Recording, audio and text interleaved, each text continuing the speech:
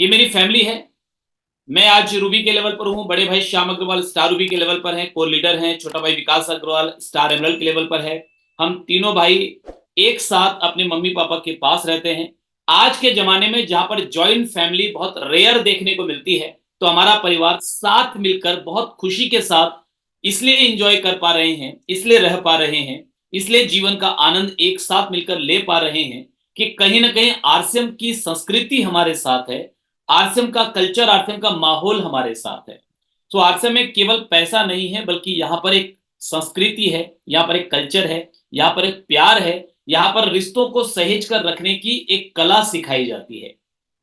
ये मेरी वाइफ है नेहा, और हम लोग आरसीएम के साथ चलते हुए पूरे देश में लगातार घूम रहे हैं, एंजॉय कर रहे हैं। इस काम को करते हुए, इस अभियान के साथ चलते हुए जिंदगी का आनंद भी ले रहे हैं जिंदगी में। और मेरे जो प्रोग्राम्स हैं वो आरसीएम के अलावा भी कई लोग मुझे इनवाइट करते हैं। रियल एस्टेट सेक्टर से मुझे इनवाइट किया जाता है, मुझे इंश्योरेंस सेक्टर में ट्रेनिंग करने का मौका मिलता है। 1 डे के प्रोग्राम होते हैं, 2 डेज के प्रोग्राम होते हैं, 3 डेज के प्रोग्राम होते हैं। तो ये सब कुछ हो रहा है बिकॉज आरसीएम बिजनेस की एजुकेशन ने मुझे यहां तक पहुंचाया।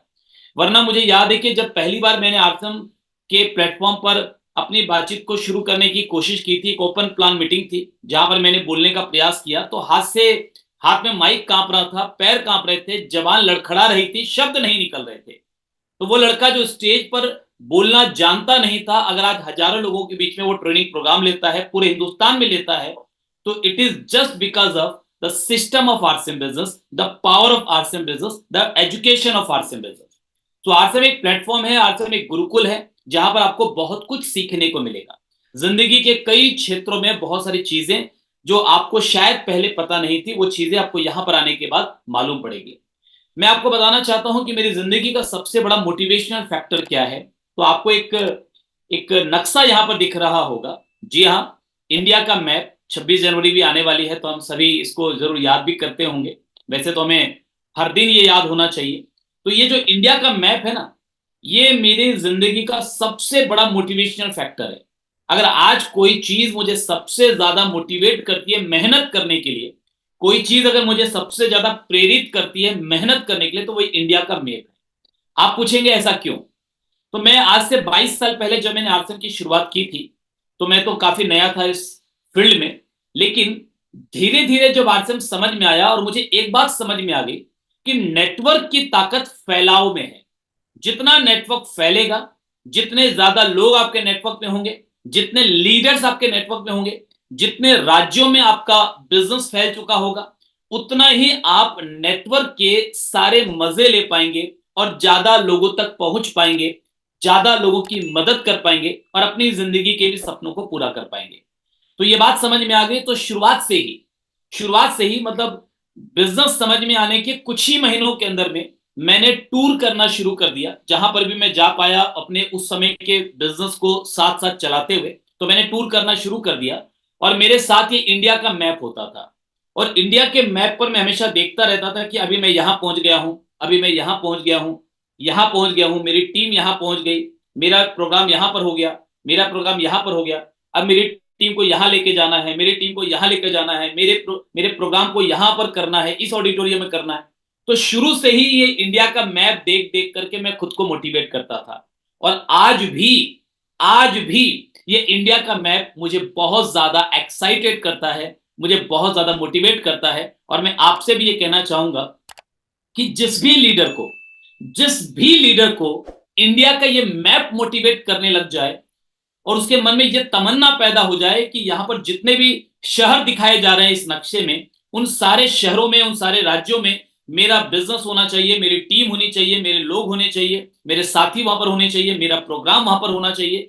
जब ये एक तमन्ना आपके मन में जाग जाएगी, तो फिर किसी बाहर के मोटिवेशन की आपको जरूरत नहीं पड़ेगी, किसी रिवार्ड अवार्ड की आपको जरूरत नहीं पड़ेगी। आपका तो एक मिशन बन चुका होगा कि मुझे तो हर क्षेत्र में, हर शहर में अपने बिजनेस को लेकर के जाना है। तो बिगेस्ट मोटिवेशनल फैक्टर मेरे लिए ये इंडिया का मैप है। आप भी इसको बना लीजिए अपने मोटिवेशन का फैक्टर, तो बहुत ज्यादा ये आपको ऊर्जा देगा। और आने वाले समय में नेटवर्क मार्केटिंग की बारिश होने वाली है। मैं आपसे एक सवाल पूछता हूं, चैट बॉक्स में मुझे इसका उत्तर लिखकर आप जरूर बताइएगा कि अगर बहुत तेज बारिश हो रही है, बड़े ध्यान से सुनिएगा, कि बहुत तेज बारिश हो रही है और कुछ लोगों के पास छाता है, कुछ लोगों के पास छाता नहीं है, कुछ के पास है और अधिकतर के पास नहीं है। एक व्यक्ति के पास बहुत बड़ा छाता है, बाकी लोगों के पास छोटा छोटा छाता है। अब जिनके पास छाता नहीं है, बारिश से बचने के लिए वो किसी व्यक्ति से मदद मांगने आ रहे हैं। वो छाते जिन लोगों के पास है उनसे छाते के अंदर लेने के लिए अपील कर रहे हैं। मेरा सवाल आपसे ये है कि ज्यादा लोग किसके छाते में आएंगे? जिसका छाता बड़ा है उसके छाते में, या जिनके पास छोटा छाता है उनके छाते में? तो आप कमेंट में लिख के बताइए, बी या एस, बिग या स्मॉल, बिग या स्मॉल। यानी जिसके पास बड़ा छाता है, बिग छाता है, बिग अम्ब्रेला है, उसके पास ज्यादा लोग आएंगे, या जिसके पास स्मॉल, छोटा अम्ब्रेला है, स्मॉल अम्ब्रेला है, छोटा छाता है, उसके पास ज्यादा लोग आएंगे? बी या एस, बी या एस? जल्दी से लिखिए कमेंट में, बी या एस, बी या एस। जितने भी साथी यूट्यूब पर जुड़े आप वहीं पर कमेंट लिखिए, जो जूम पर हैं वो जूम में कमेंट लिखिए, बी या एस, बी या एस, बिग और small. Yes my dear friends, आप बिल्कुल ठीक हैं, क्योंकि ज्यादातर लोग उस व्यक्ति के साथ आ पाएंगे जिसके पास छाता बड़ा है।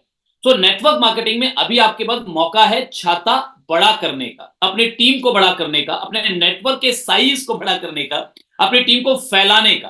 क्योंकि आने वाले समय में बारिश तेज होने वाली है, आने वाले समय में नेटवर्क का महत्व बढ़ने वाला है, आने वाले समय में आरसीएम का महत्व बढ़ने वाला है।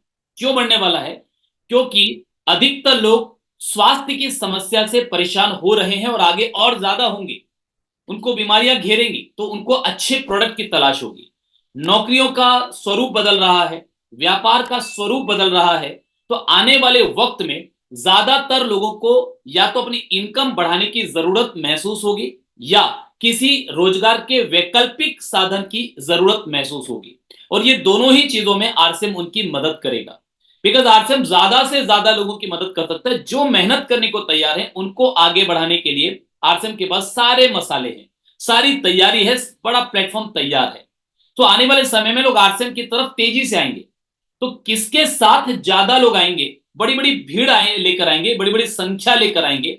जो दूसरी दूसरी नेटवर्क की कंपनियां करके थक गए हैं, वो सही और जेन्यून एक सिस्टम के साथ जुड़ना चाहेंगे तो वो आरसीएम के पास आएंगे। लेकिन वो सारे लोग किसके पास आएंगे? उसके पास आएंगे जिसकी टीम ऑलरेडी उस समय तक बड़ी होगी, यानी जिसका छाता बड़ा होगा, जिसका अम्ब्रेला बड़ा होगा। सो आपके पास चांस है अपना छाता बड़ा करने के लिए। तो आज हमें शांत नहीं बैठना है, आज हमें आराम नहीं करना। एक समय में हमने एक कहानी सुनी थी कछुए और खरगोश की। तो हमने ये सुना था कि कछुआ धीरे धीरे चलता है, खरगोश तेजी से चलता है, बट बीच में सो जाता है। सो कछुआ जीत जाता है और उसका मैसेज हमें दिया गया कि slow and steady will win the race. यानी जो धीरे चलेगा मगर लगातार चलेगा वो रेस जीत जाएगा। बट माय डियर फ्रेंड्स, आज समय बदल गया है। मैं आपको यही बताना चाहता हूं कि आज समय बदल गया है। आज स्लो एंड स्टेडी रेस को नहीं जीतेगा, बल्कि फास्ट एंड स्टेडी रेस को जीतेगा। यानी जो तेज भी चलेगा और रुकेगा भी नहीं। धीमे धीमे चलने वाला व्यक्ति आज जीत नहीं पाएगा, क्योंकि धीमे चलने वाला व्यक्ति कुछ चीजों में मात खा जाएगा। क्या? वो रेस नहीं जीत पाएगा, वो मोमेंटम क्रिएट नहीं कर पाएगा, वो अपनी टीम में एक जबरदस्त माहौल नहीं बना पाएगा। देखिए मैं आपको एक एग्जांपल देता हूं। आप बस स्टैंड में गए, आपको कहीं जाना है। फॉर एग्जांपल मान लीजिए आपको रायपुर से बिलासपुर जाना है, और आपने देखा कि वहां पर कई सारी बसें खड़ी है। एक बस का इंजन चालू है और वो घुर्र घुर्र घुर्र कर रही है, थोड़ा आगे बढ़ती है, थोड़ा पीछे हटती है, थोड़ा आगे बढ़ती है, थोड़ा पीछे हटती है, अपनी जगह पे वो हिल रही है, वो मोमेंटम में है। बाकी बसों का इंजन बंद है, जाने वाली सब बिलासपुर हैं, सारी बसें बिलासपुर जाएंगी, बट उनका इंजन बंद है। एक बस का इंजन चालू है। मेरा सवाल है आपसे कि आप किस में बैठेंगे? जिस बस का इंजन चालू है उसमें बैठेंगे तो टाइप कीजिए S, S is for start. तो जिस बस का इंजन चालू है अगर उसमें बैठेंगे तो टाइप कीजिए S, S is for start. तो स्टार्ट वाली बस में बैठेंगे या जिनका इंजन बंद है उसकी बस में बैठेंगे? तो मुझे मालूम है आप सभी का जवाब बहुत तेजी से आ रहा है, और मुझे मालूम है कि आप उसी बस में बैठेंगे जिसका इंजन स्टार्ट है, क्योंकि उसके जाने की गारंटी है, उसके पहुंचने का पूरा विश्वास है, क्योंकि वो चालू हो चुकी है, अब उसका नंबर है, वो आगे बढ़ने वाली है। तो आपको अपना इंजन चालू रखकर लोगों को आकर्षित करना होगा। आप सोचेंगे मैं धीरे धीरे करूंगा, मैं हौले हौले करूंगा और फिर लोग मेरी तरफ अट्रैक्ट हो जाएंगे, लोग मेरे साथ आ जाएंगे, तो ये नहीं होगा। मोमेंटम क्रिएट करना पड़ेगा आपको। धीरे चलने वाला विश्वास पैदा नहीं कर पाएगा, धीरे चलने वाला टीम में उत्साह पैदा नहीं कर पाएगा, धीरे चलने वाला एक बड़े ऑर्गेनाइजेशन का निर्माण नहीं कर पाएगा। ये सब करने के लिए आपको अपनी रफ्तार बढ़ानी पड़ेगी। देखिए, एक एग्जांपल, एक सिचुएशन देता हूं मैं आपको कि एयरपोर्ट पर बहुत सारी, मान लीजिए, फ्लाइट्स खड़ी हैं, एरोप्लेन खड़े हैं, उनमें से वो सारे सारे खड़े, मतलब चल रहे हैं, वो धीरे धीरे चल रहे हैं, सारे एरोप्लेन चल रहे हैं, रनवे के ऊपर चल रहे हैं, बट धीरे धीरे चल रहे हैं।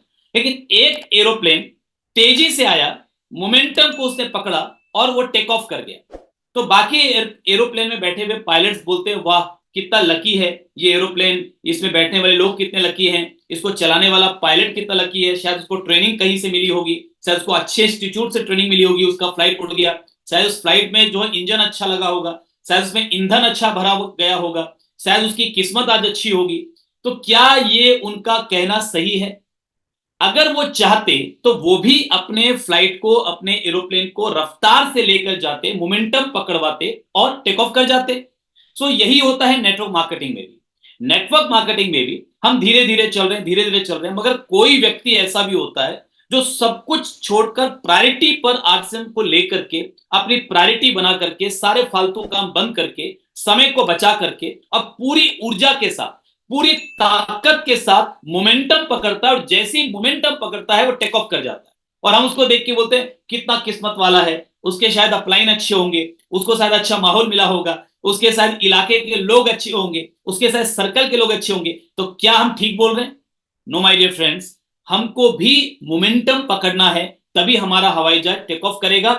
आरसीएम रनवे पर चलते रहने के लिए नहीं बना, ये टेक ऑफ करने के लिए बना है, ये आसमान में उड़ने के लिए बना है। तो इस महीने हमें फोकस करना है किन चीजों पर? 5 से 10 गुना ज्यादा ज्वाइनिंग हमको इस महीने करवानी है, और यह भी ध्यान रखना है कि सभी ज्वाइनिंग सक्रिय हो और आगे गुणात्मक रूप से बढ़ती रहे। तो इस बात के लिए सभी को तैयार भी करना है।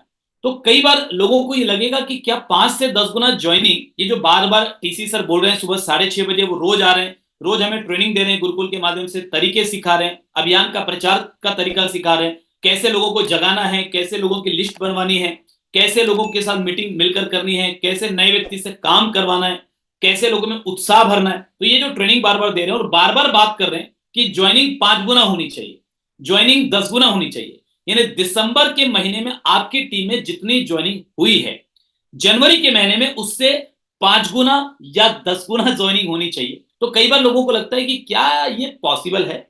आज तक तो हुआ नहीं ऐसा। तो मैं आपको एक छोटी सी कहानी सुनाना चाहता हूं कि दशरथ मांझी, इसकी जो धर्म पत्नी है वो प्रेग्नेंट थी, बट इसका जो गांव है अनफॉर्चुनेटली वो एक ऐसे जगह पर था जो चारों तरफ पहाड़ी से घिरा हुआ था, वो गांव चारों तरफ पहाड़ी से घिरा था। वाइफ को जब लेबर पेन हुआ, दर्द शुरू हुआ, यह हॉस्पिटल लेकर जाने लगा, लेकिन चूंकि गांव के सामने वो पहाड़ियां थी, रास्ते नहीं थे, तो समय ज्यादा लग गया, वाइफ की डेथ हो गई। तो दशरथ मांझी एक ट्रू लवर था, एक सच्चा सच्चा प्रेमी था, सच्चा प्यार करने वाला था, जो अपनी पत्नी से दिल से मोहब्बत करता था। क्योंकि आजकल हम लोग हीर रांझा के किस्से सुनते हैं, लैला मजनू के किस्से सुनते हैं, या समाज में बहुत सारे और गलत तरीके के उदाहरण हम देखते हैं कि सब लोग प्यार में या तो मर जाते हैं या मार देते हैं, हम उसको प्यार बोलते हैं।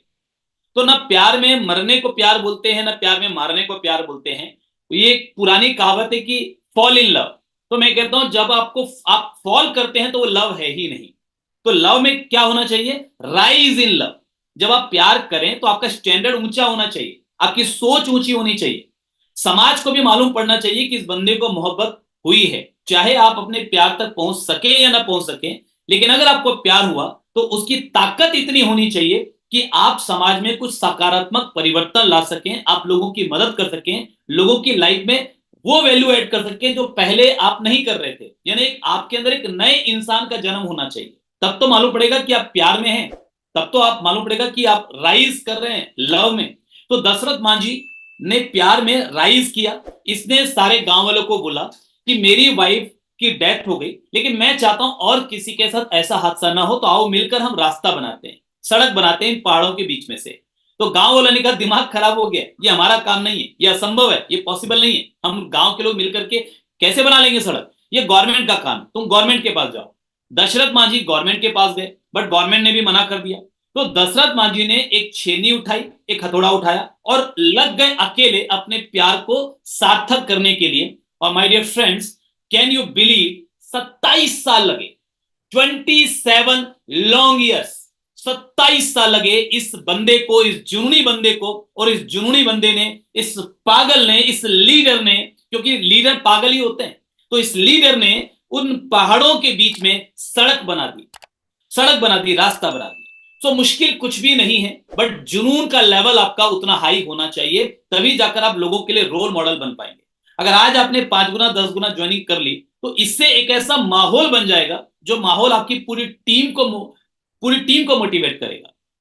तो अपनी सारी एनर्जी को किसी और चीज में लगाने की बजाय पूरी एनर्जी को फोकस कीजिए कि इस महीने मुझे ज्यादा से ज्यादा साथियों को इस अभियान में शामिल करना है, ज्यादा से ज्यादा लोगों की ज्वाइनिंग करानी है, मुझे अपना 100% इसमें लगाना है। क्योंकि जब तक आप फोकस किसी एक चीज पर पूरी तरह से नहीं करते हैं, तब तक वो परिणाम नहीं आ पाते हैं जो परिणाम आ सकते थे। तो सक्रिय और गुणात्मक ज्वाइनिंग का तरीका आने से एक ये परंपरा बन जाएगी, ये टीम का कल्चर बन जाएगा। देखिए, टीम कल्चर क्या होता है, अक्सर मैं अपने ट्रेनिंग में एक शब्द यूज करता हूं, टीम कल्चर। कोई व्यक्ति किसी काम को अगर लगातार किसी एक तरीके से करता है तो उसको बोलते हैं हैबिट। क्या बोलते हैं? हैबिट। एक बार टाइप कीजिए, H is for habit, habit, आदत। तो अगर कोई एक व्यक्ति किसी एक काम को लगातार किसी एक ही तरीके से करता है लंबे समय तक, तो वो बन जाती है उसकी आदत। फिर बाद में उसको वो करना नहीं पड़ता, वो ऑटोमेटिक होता है क्योंकि आदत बन गई। कोई एक ऑर्गेनाइजेशन, कोई एक संस्था जब किसी एक काम को एक ही तरीके से सारे के सारे लोग उसी एक ही तरीके से करते हैं, तो उसको बोला जाता है टीम कल्चर, उसको बोला जाता है टीम की संस्कृति। नेटवर्क मार्केटिंग में मैं अक्सर अपने ट्रेनिंग में अपने टीम के साथ ये बातचीत करता हूं कि नेटवर्क मार्केटिंग में आप अगर बहुत बड़ी सफलता चाहते हैं, अगर आप हर महीने में आप ज्यादा लोगों की मदद करना चाहते हैं, ज्यादा लोगों को अपने नेटवर्क में शामिल करना चाहते हैं, ज्यादा पैसा कमाना चाहते हैं, आप कुछ भी अगर बड़े मात्रा में लेना चाहते हैं, तो आपको टीम का कल्चर वैसा डेवलप करना पड़ेगा कि आपको बार बार टीम के पीछे लगना ना पड़े। आपके टीम में जो सही चीजें होनी चाहिए वो कल्चर में आ जाए, और कल्चर में लाने के लिए आपको मेहनत बहुत करनी पड़ेगी। पहले तो खुद करके दिखाना पड़ेगा, कई कुर्बानियां देनी पड़ेगी, है ना। तो खुद करके दिखाना पड़ेगा, फिर लोगों को सिखाना पड़ेगा। तो एक बार अगर आपने यही जो चीज हम इस महीने बात कर रहे हैं कि सही तरीके से लोगों को अभियान में शामिल करना, लोगों को ज्वाइन कराना और उनको भी आगे काम करना सिखाना, अगर इसको आपने टीम का कल्चर बना लिया, तो आप तो शायद हो सकता है इस महीने बहुत बड़ा काम करें, अगले महीने करें, अगले महीने करें, किसी महीने आप ना भी कर पाएंगे, तो भी आपकी टीम में अगर ये कल्चर डुप्लीकेट हो गया, तो फिर आपका ये बिजनेस रुकने वाला नहीं है। फिर आपका जो ये आपकी जो टीम है, वो टीम भी रुकने वाली नहीं है, लगातार तेजी से ये टीम आगे बढ़ेगी। तो इसको कल्चर में डालना है, और कल्चर में डालने के लिए ये महीना बहुत ज्यादा इंपॉर्टेंट है। तो इसका लाभ जो मिलेगा ना, इस महीने जो मेहनत आप कर रहे हैं, इसका लाभ आपको दीर्घ काल तक मिलेगा, जीवन भर मिलेगा। क्योंकि एक बार लोग ये सीख जाए, एक बार लोग ये सीख जाएं, तो उसके बाद फिर वो आगे से आगे काम मल्टीप्लाई होता जाएगा। यही तो नेटवर्क की ताकत है। नेटवर्क की सबसे बड़ी ताकत क्या है कि सही डुप्लीकेशन, राइट डुप्लीकेशन अगर एक बार हो गया, शुरू हो गया, उसके बाद तो फिर आपका बिजनेस रुकने वाला नहीं है। तो नए बहुत सारे साथी शामिल होने से निम्न विषय में आपको फायदा होगा। क्या क्या फायदा होगा? अगर इस महीने आपने ज्वाइनिंग पर बचे हुए 13 दिन में बहुत ज्यादा जोर लगा दिया, तो क्या फायदा होगा? कंसिस्टेंट यूजर की संख्या बढ़ेगी, ऐसे लोगों की संख्या बढ़ेगी जो लगातार खरीदारी कर रहे हैं। पिन लेवल कई लोगों का बदल जाएगा, कोई बिगनर आ जाएगा, कोई ईगल आ जाएगा, कोई रनर आ जाएगा, कोई विनर आ जाएगा। अगले महीने आप उनका जगह जगह पे सेलिब्रेशन कर सकते हैं। सेलिब्रेशन करेंगे, टीम में फिर मोमेंटम क्रिएट होगा, तो अगले महीने फिर बिजनेस बढ़ेगा, उसके अगले महीने फिर उनका सेलिब्रेशन कीजिए।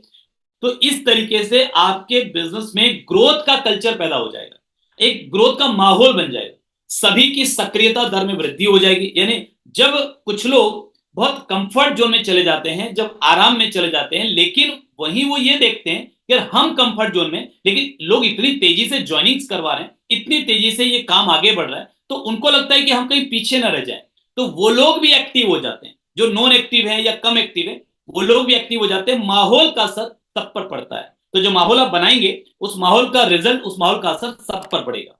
तो ये सारे फायदे अगर हैं, तो क्या हमें इस महीने अपनी पूरी ताकत नहीं लगा देनी चाहिए?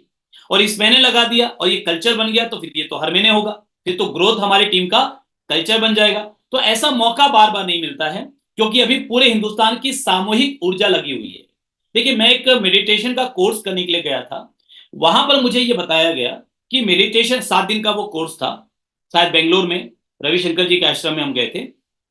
तो वहां पर मुझे ये बताया गया कि ये मेडिटेशन सीख करके आप घर में भी जाकर करोगे, बट फिर भी साल में कम से कम एक बार आप इस तरीके से सामूहिक किसी जगह पर जरूर आकर के ये मेडिटेशन करना, क्योंकि सामूहिक जब मेडिटेशन किया जाता है तो उसका फायदा व्यक्तिगत तौर पर मेडिटेशन करने की तुलना में कई गुना ज्यादा मिलता है। तो मैंने पूछा क्यों, तो उन्होंने कहा क्योंकि इतने सारे लोगों की वाइब्रेशन, पॉजिटिव वाइब्रेशन जब एक साथ उत्पन्न होती है तो मिल करके वो एक बहुत ही जबरदस्त ऊर्जा का स्रोत बनता है, जिसका फायदा सबको मिलता है। तो वही सेम सिचुएशन अभी आरसीएम में भी है। इस महीने चूंकि टीसीजी लगातार 1 तारीख से ही बार बार इस चीज पर फोकस कर रहे हैं, तो धीरे धीरे मैं ये देख रहा हूं कि पूरे हिंदुस्तान में माहौल गर्म हो चुका है। सब हर व्यक्ति अभियान प्रचार का नया तरीका सीख करके ज्यादा से ज्यादा लोगों को इस महीने अपने साथ अपने इस मिशन में शामिल करने के लिए, मतलब ये मान लीजिए कि कमर कस के निकल पड़े। तो अगर ये माहौल है पूरे देश में और इस माहौल में अगर आप भी लग जाएं, तो किसी भी नॉर्मल महीने में जितनी मेहनत करके जो रिजल्ट आपको मिलता है उससे कई गुना ज्यादा रिजल्ट उतनी ही मेहनत में आपको इस महीने मिलने वाला। तो इस महीने जितना ज्यादा मेहनत करेंगे उतना मल्टीप्लाइड इफेक्ट, मल्टीप्लाइड रिजल्ट आपको मिलने वाला है। तो ऐसा मौका बार बार नहीं मिलता है। हर महीने जरूरी नहीं है कि एक ही टॉपिक पर हम लोग जो फोकस इतना ज्यादा करें, हो सकता है अगली बार हम किसी और टॉपिक पे फोकस करें। तो इस महीने अगर इस पे फोकस ज्यादा है तो इस महीने आपको पूरी ऊर्जा लगानी चाहिए। तो अभियान प्रचार का जो भी नया तरीका है, जो रोज सुबह 6:30 बजे गुरुकुल के सेशन में टीसी सर सिखा रहे हैं, स्वयं सिखा रहे हैं, मतलब आप सोचिए कि इस सिस्टम को बनाने वाले स्वयं आकर ये सिखा रहे हैं कि चलाना कैसे है। तो इससे बड़ा मौका क्या हो सकता है। तो सुबह आकर के सिखा रहे हैं, उसमें आप आइए, टीम के ज्यादा से ज्यादा साथियों को भी आप सिखा करके एक टीम बनाइए।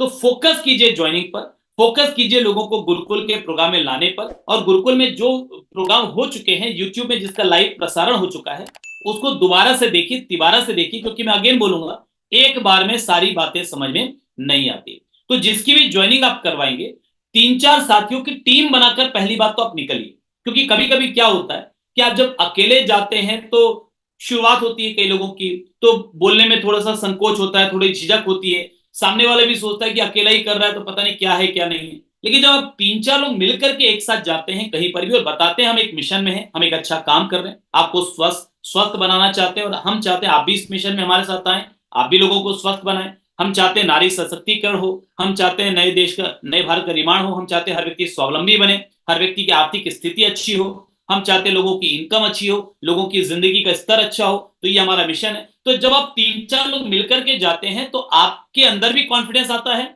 और देखने और सुनने वाले को भी विश्वास कहीं ज्यादा आता है।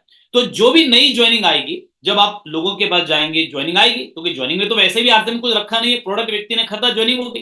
तो जिनकी भी ज्वाइनिंग आती है उनकी तुरंत आपको सूची बनवानी है, क्योंकि इस मिशन को मल्टीप्लाई करना है।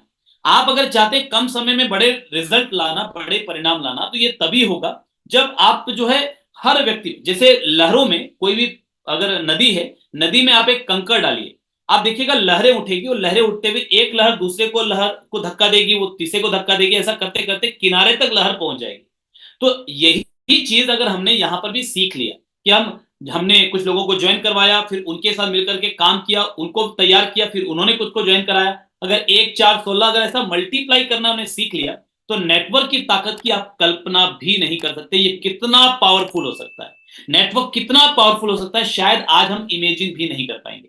तो 3 दिन के भीतर जितने भी लोगों की ज्वाइनिंग आपकी हो रही है, 3 दिन के भीतर उनकी फिर से मीटिंग करवाना है और उनकी ज्वाइनिंग को मल्टीप्लाई करवाना। यानी आपने अगर मान लीजिए 3 दिन में 4 लोगों की ज्वाइनिंग करा ली फॉर एग्जाम्पल, तो अब इन चारों के साथ आपको बैठ के लिस्ट बनवानी है, इनके साथ बैठ करके उन लिस्ट के लोगों के साथ मिलना है, या तो उनके घर पे बुलाना है या उनके साथ उन लोगों के घर पे जाना है और उनकी भी जल्दी से जल्दी ज्वाइनिंग करानी है।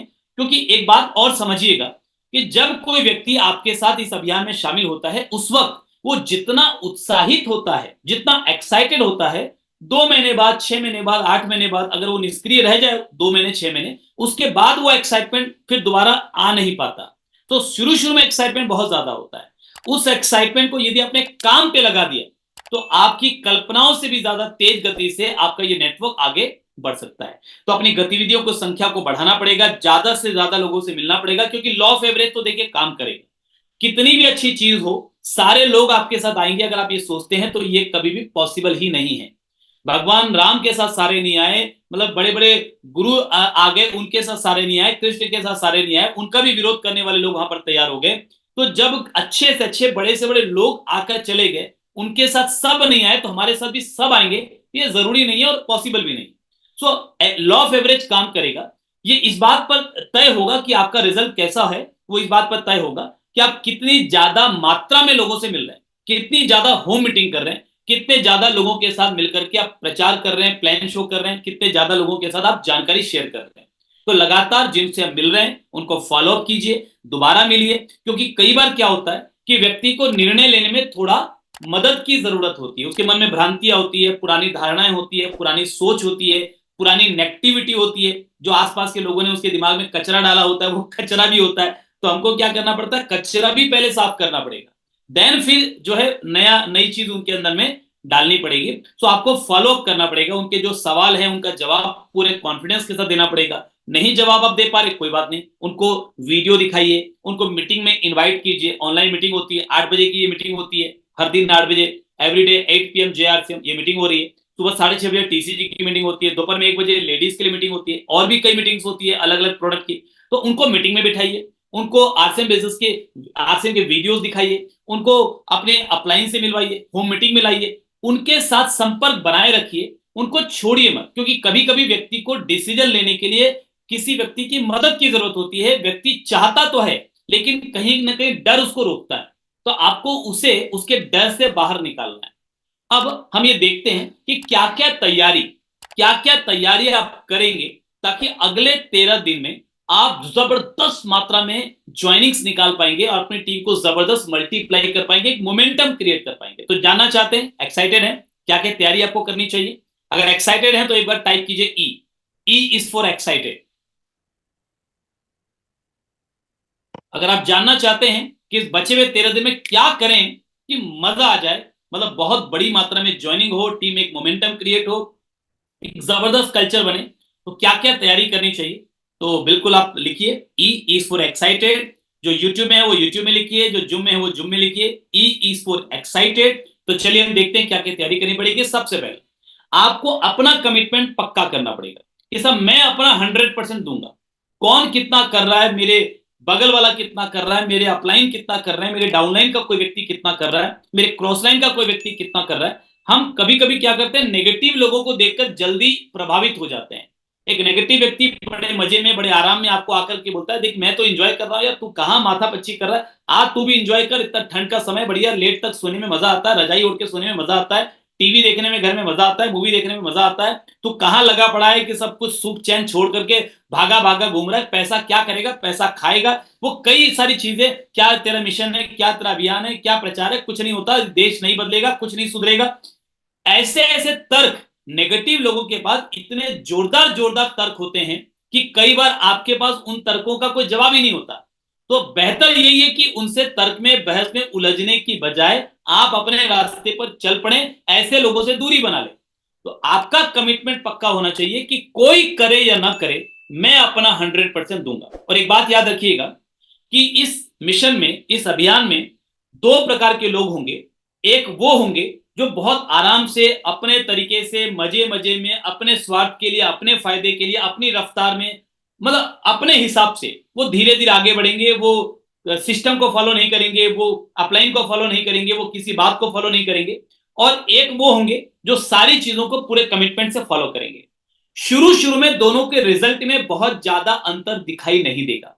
तो एक व्यक्ति जो मजे कर रहा है, एंजॉय कर रहा है, टाइम बर्बाद कर रहा है, उसके रिजल्ट में, और एक व्यक्ति जो मेहनत कर रहा है उसके रिजल्ट में ज्यादा अंतर नहीं दिखेगा।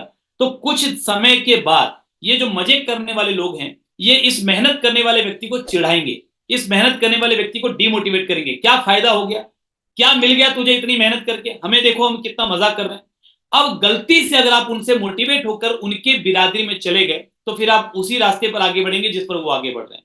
लेकिन अगर आपका कमिटमेंट का लेवल पक्का है, अगर आपका समर्पण का लेवल पक्का है, आपने अपना 100% देने का संकल्प ले लिया और आप अपने रास्ते पर चलते रहेंगे तो धीरे धीरे धीरे धीरे धीरे दोनों के बीच में एक बहुत बड़ा अंतर आना शुरू हो जाएगा, क्योंकि दोनों का डायरेक्शन अलग है।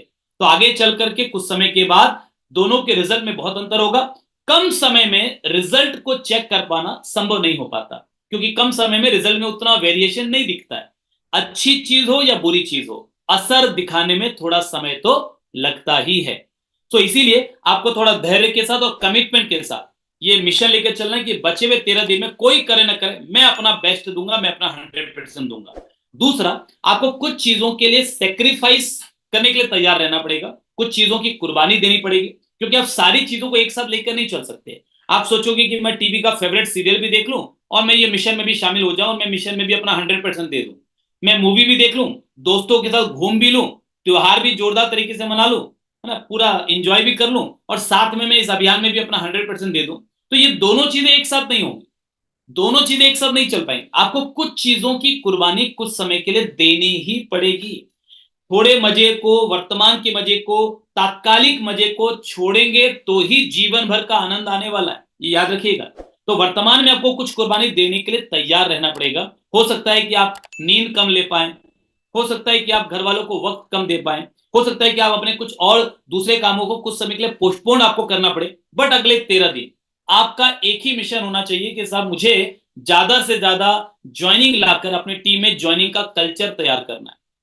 तीसरी चीज कि आपको डेलीगेशन करना होगा, कुछ काम आपको दूसरों को सौंपने पड़ेंगे। आप सोचोगे मैं सारा काम करूंगा, सब्जी भी मैं लेकर आऊंगा, दूध भी मैं लेकर आऊंगा, बच्चे को स्कूल भी मैं छोड़ने जाऊंगा, मैं सारे काम मैं खुद करूंगा और फिर मैं अपना पूरा 100% दूंगा, तो ये भी कहीं ना कहीं आपके सामने में चैलेंज आ जाएगा कि ऐसा पॉसिबल नहीं होगा। तो आपको वो सारे काम जो आपके बदले कोई और कर सकता है या पैसा खर्च करके किया जा सकता है या किसी और से थोड़ा 19-20 होगा लेकिन कोई कर लेगा, संभाल लेगा, वो काम आपको उसको डेलीगेट करना पड़ेगा। डेलीगेशन भी एक आर्ट है, एक कला है। कई लोग डेलीगेशन क्यों नहीं कर पाते? क्योंकि उनको किसी पे भरोसा ही नहीं। उनको लगता है मैं करूंगा तो ही अच्छा होगा, बाकी कोई और करेगा तो अच्छा नहीं होगा, और मुझे तो परफेक्ट चाहिए। और परफेक्शन के चक्कर में वो पूरी की पूरी जिम्मेदारियां अपने कंधे पर डाल लेते हैं, अपने सिर पर ले लेते हैं, और ऐसे लोग सुपर हीरो बनकर, इसको बोलते हैं super hero syndrome. Super hero, network marketing में बहुत सारे सिंड्रोम होते हैं, उसमें से एक सिंड्रोम है सुपर हीरो सिंड्रोम। यानी जिस व्यक्ति को लगता है कि दुनिया में मैं परफेक्ट हूं, बाकी सब काम ठीक से नहीं करते, तो गाड़ी भी वही चलाएगा, है ना, घर का राशन भी वही लाएगा। और यही आरसे में भी जब ऐसे लोग आ जाते हैं तो यहां भी प्रॉब्लम होती है। वो अपने टीम के लिए प्लान भी खुद दिखाएगा, वो ज्वाइनिंग भी खुद कराएगा, वो उनकी प्रॉब्लम के लिए कंपनी से बात भी खुद करेगा, वो उनके लोगों का फॉलो भी खुद ही करेगा, वो उनके लिए फॉर्म भी खुद लगाएगा, वो उनके दोनों तीनों साथ हर तरफ में ज्वाइनिंग भी खुद डालेगा, वो सब कुछ खुद ही करता है। उसको भरोसा ही नहीं किसी और पर कि नहीं यार वो अच्छा नहीं करेगा, वो खराब कर देगा, तो मैं ही करूंगा। तो ऐसे लोग बड़ा काम नहीं कर पाते। सो आपको अगर बड़ी ऊंचाइयों तक जाना है तो डेलीगेशन सीखना पड़ेगा कि कोई कुछ ऐसे काम जो कोई और कर सकता है, भले थोड़ा 19 करेगा, थोड़ा 18 करेगा, आपके जैसा नहीं कर पाएगा, लेकिन आपको उसको सौंपना पड़ेगा, तभी आपका समय ज्यादा प्रोडक्टिव एक्टिविटीज में आप लगा पाएंगे। और इस महीने की सबसे प्रोडक्टिव एक्टिविटी क्या है? हमें पूरी ताकत, पूरी ऊर्जा लगा के अगले बचे हुए 13 दिन में खूब सारी ज्वाइनिंग्स लेकर आएंगे। चौथी चीज है कि प्रिपेयर योर फैमिली। जब भी आप किसी बड़े मिशन में आते हैं ना, तो आपको मदद सबसे ज्यादा मिलेगी अपनी फैमिली से, और सबसे ज्यादा रुकावट आपको मिलेगी अपनी फैमिली से। तो मदद भी फैमिली से, रुकावट भी फैमिली से। अगर फैमिली को कन्विंस नहीं किया, अगर उनके साथ बैठकर बातचीत नहीं की, अगर उनके साथ बैठकर आपने प्लानिंग नहीं की, अगर उनको ये नहीं बताया कि आप क्या कर रहे हैं, क्यों कर रहे हैं, उसके पीछे का मकसद क्या है, उसके पीछे की सोच क्या है, उसके पीछे की वजह क्या है, अगर आपने उनको कन्विंस नहीं किया, तो ये मानकर चलिए कि आप रोज फील्ड में संघर्ष करेंगे और घर आने के बाद घर में संघर्ष करेंगे।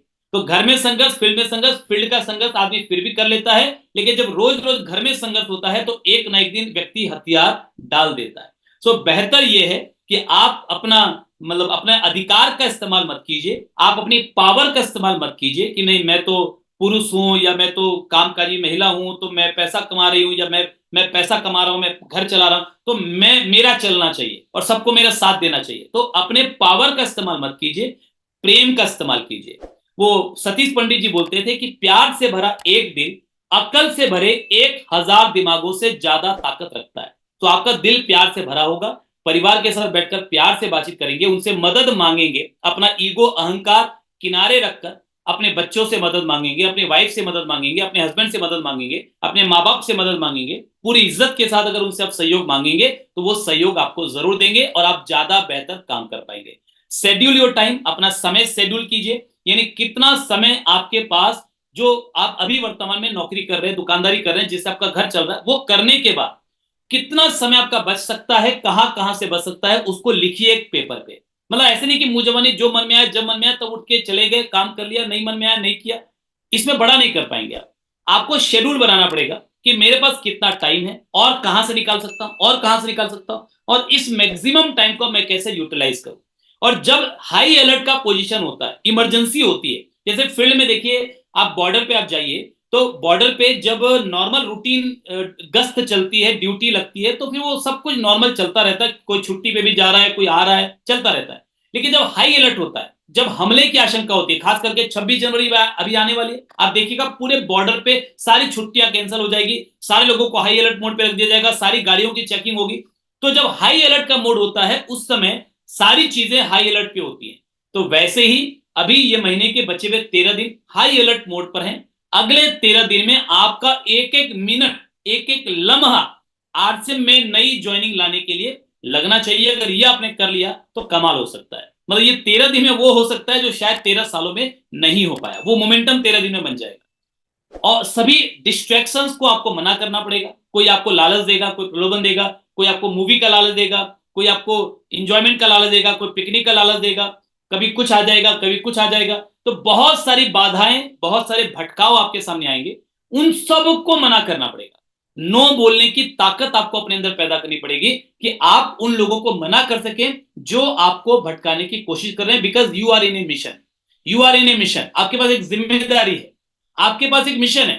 तो आप फालतू की चीजों में अपना टाइम खराब नहीं कर सकते, बेकार के नशों में अपना टाइम खराब नहीं कर सकते, बेकार के लोगों के साथ अपना टाइम खराब नहीं कर सकते। आपका समय कीमती है, because you are in a mission. And अगली जो तैयारी है कि आपको सारे टूल्स और कुछ प्रोडक्ट्स ये अपने साथ इकट्ठे कर लेने, क्योंकि फील्ड में जब आप जाएंगे तो आपकी जो सबसे बड़ी मदद करने वाली चीज होगी वो होंगे टूल्स और प्रोडक्ट्स। यानी आप उनको फोल्डर पलट के दिखाएंगे, उनको आरसीएम के बारे में जानकारी दिखाएंगे, उनको आरसीएम वर्ल्ड की फोटोज दिखाएंगे, उनको आरसीएम की वीडियोस दिखाएंगे, फिर उनको प्रोडक्ट के वीडियोस दिखाएंगे, उनको प्रोडक्ट दिखाएंगे, प्रोडक्ट का डेमो दिखाएंगे। यही आपकी ताकत है, यही आपके अस्त्र शस्त्र हैं, यही आपके हथियार हैं। तो जब आप फील्ड में निकल पड़े हैं और ज्यादा संख्या में ज्वाइनिंग लाना चाहते हैं तो खाली हाथ मत जाइए, खाली हाथ मत जाइए। मैं आपको एक किस्सा सुनाता हूं। एक व्यक्ति लूटा पीटा शाम को घर आया, अपनी पत्नी को अपना दुख भरा किस्सा सुनाया कि प्रिय, मैं डूब गया, मैं लुट गया, मैं बर्बाद हो गया। रास्ते में मिले थे कुछ डाकू जिन्होंने दिखाया चाकू और पूरा का पूरा लूट लिया। तो पत्नी ने बोला, लेकिन प्रिय तुम्हारे पास तो पिस्तौल थी, उसका क्या हुआ? तो उसने कहा, होना क्या था, उसको मैंने ऐसी जगह छुपाया कि जिस पर किसी की नजर नहीं पड़ी, और उसको छुपाकर मैं सही सलामत घर वापस ला पाया। तो आप बताइए कि पिस्तौल लेकर के गया बंदा और चाकू से लुट कर आ गया। तो हम भी ऐसा ही करते हैं कई बार। मतलब हमारे पास इतने सारे अस्त्र शस्त्र, इतने बढ़िया प्रोडक्ट, इतने बढ़िया टूल्स हैं, और फिर कुछ लोग एक कमजोर सी बात करते हैं और हम लुटे पिटे घर आ जाते हैं। क्यों? क्योंकि हमें अपना हथियार चलाना ही नहीं आता। तो अपने प्रोडक्ट की जानकारी लीजिए, टूल्स को कैसे यूज करना है उसकी जानकारी लीजिए, and use the power of visualisation. आप मनोचित्रण की शक्ति को इस्तेमाल कीजिए। अगर ये आप कर लेंगे तो बहुत बड़ा काम हो सकता है। आप फील्ड में जाने से पहले मन ही मन बैठकर शांति से विजुअलाइज कीजिए, आज मैं जहां भी जा रहा हूं वहां पर मेरा स्वागत हो रहा है, लोग मेरी बात सुन रहे हैं, लोग मेरे साथ शामिल हो रहे हैं, लोग मुझे प्यार दे रहे हैं, अच्छा व्यवहार कर रहे हैं, मेरी बातों को ध्यान से सुन रहे हैं। मतलब जब आप ऐसा विजुअलाइजेशन करके फिर मैदान में निकलेंगे तो धीरे धीरे आपको वैसे ही रिजल्ट मिलने शुरू हो जाएंगे। मन की शक्तियों का इस्तेमाल करना अगर आपने सीख लिया, इस माइंड पावर का यूज करना अगर आपने सीख लिया, यकीन मानिए आपकी जिंदगी में चमत्कार हो सकते हैं, और होते ही बहुत से लोगों की जिंदगी में हो ही रहे। तो किसी एक चीज पर फोकस करने से वो चीज बड़ी हो जाती है। ये इस महीने हमको ज्वाइनिंग पे फोकस करना है। जैसे बचपन में हमने देखा था कि सूरज की रोशनी कागज पे पड़ रही है, जल नहीं रहा, लेकिन एक लेंस लगा दीजिए, जल जाता है, क्योंकि सारी रोशनी एक बिंदु पर फोकस हो गई। तो joining joining joining joining joining, focus की ताकत को अगर हम समझ गए तो हम बड़ा बड़ा काम कर जाएंगे।